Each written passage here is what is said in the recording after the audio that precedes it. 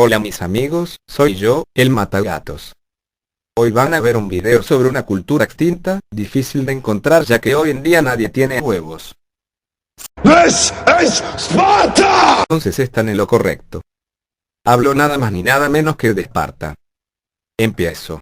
La ciudad-estado fue fundada tras la conquista de Laconia por los dorios. Esparta se convirtió en una ciudad doria. Al principio estuvo minada por disensiones internas. Las reformas en el siglo 7 AC fueron un verdadero punto de inflexión en la historia de la ciudad.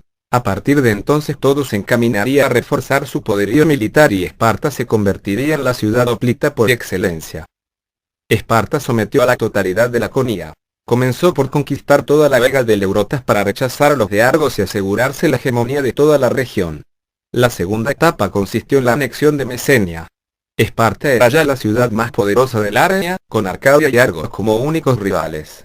A mediados del siglo VI AC, Esparta sometió también las ciudades de Arcadia y derrotó a Argos dejándola totalmente debilitada. Todas ellas se verían forzadas a firmar pactos por los que reconocían la hegemonía de Esparta.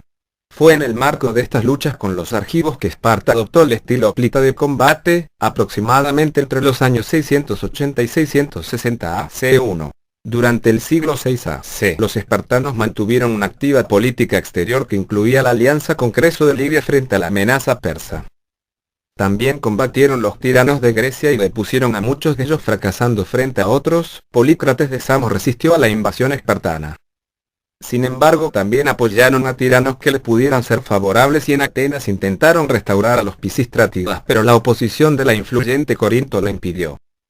Guerras médicas en el siglo VI AC, Esparta se había interesado por el Asia Menor, entre otras cosas suscribiendo una alianza con Creso, rey de Lidia.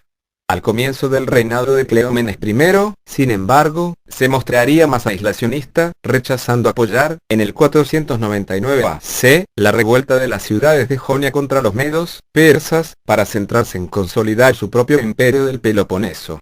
En 491 AC, cuando Cleómenes logró desembarazarse de Marató, las cosas cambiarían. Los espartanos arrojaron a un pozo a los emisarios de Darío I, llegados para reclamar la tierra y el agua, acto simbólico de aceptación de la hegemonía universal de los aqueménidas, y despacharon refuerzos a los atenienses, refuerzos que llegaron a Maratón demasiado tarde para participar en la gran victoria griega. En el año 481 AC, cuando Jerjes reclamó de nuevo la tierra y el agua a todas las ciudades griegas, exceptuando Atenas y Esparta, fue naturalmente a esta última la que se le confió encabezar la Liga Panhelénica, incluyendo la flota, pese a la superioridad marítima de Atenas.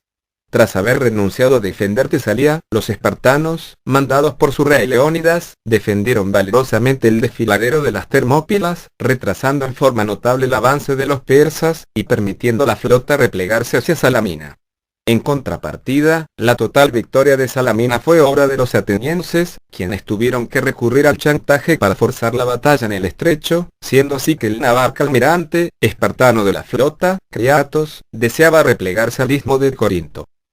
En el 479 AC, la victoria de Platea se logró bajo el mando del general Pausanias. Pausanias fue regente debido a la minoría de edad de su primo el rey Plistarco, hijo de Leónidas I. En el 479 AC, la victoria de Mícala se logró bajo el mando del rey Leotíquidas II.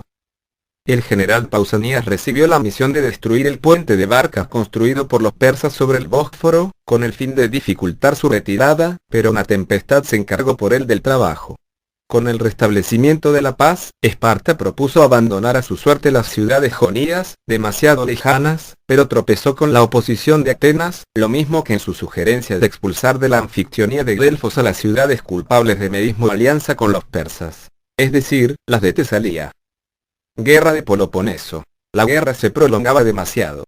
Pericles decidió abandonar el Ática al pillaje sistemático de los espartanos, acogiendo la población dentro de los muros largos, que unían Atenas con su puerto, el Pireo.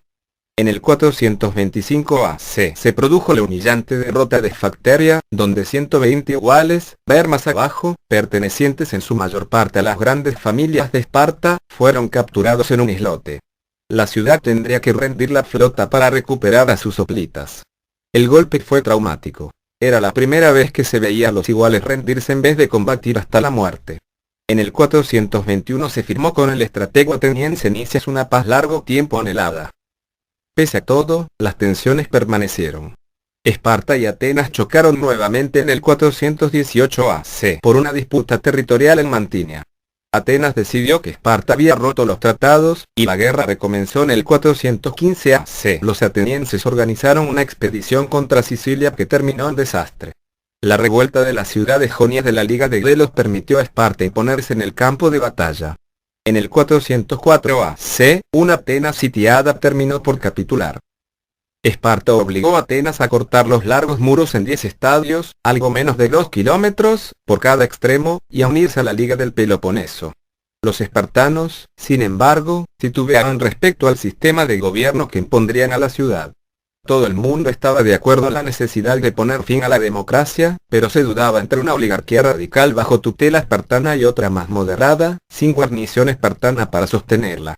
El general Lisandro, gran artífice de la victoria sobre Atenas, impuso el gobierno de los 30 tiranos, pero el otro rey, Pausanias, permitió enseguida el derrocamiento y huida de los 30 y de sus partidarios, y apoyó en cambio a los oligarcas moderados que se habían quedado en Atenas. Con todo, a su regreso a Esparta Pausanias sería juzgado, y 8 años después de su absolución, se vería condenado cuando Atenas volviera a tomar las armas contra Esparta. Imperio espartano del siglo IV a siglo 100. Esparta se había lanzado a la guerra del Peloponeso bajo la bandera de la libertad y de la autonomía de las ciudades, amenazadas por el imperialismo ateniense. Pero, tras haber vencido, haría otro tanto. Impuso tributos, gobernantes títeres e incluso guarniciones. A partir del 413 AC, Tucídides la describía como la potencia que ejerce sola desde ahora la hegemonía sobre toda Grecia, Vile 2:4. Esparta cambió en consecuencia de política ante Persia, haciéndose la portavoz del panhelenismo. En primer lugar, se produjo la expedición de los 10.000 narrada por Jenofonte en la Nábasis, derrotada en el 401 AC. En el 396 AC, el rey Agesilao II fue enviado a derrocar a Tisafernes, sátrapa de Caria, y proteger a las ciudades griegas. Los sueños imperiales de Agesilao terminaron rápidamente, porque se le convocó de vuelta a causa de los acontecimientos en Grecia. Atenas, Tebas, Argos y otras ciudades se habían rebelado contra Esparta. Era el inicio de la guerra de Corinto. La coalición fue derrotada en Coronia y Nemea, 394 AC, pero Esparta perdió la hegemonía marítima que tenía por entonces. Entretanto, los persas se lanzaron a una contraofensiva, y Atenas reconstruyó sus largos muros. Bajo la amenaza, Esparta terminó por firmar la paz de Antálcidas, tanto con los griegos como con los persas, 386 AC.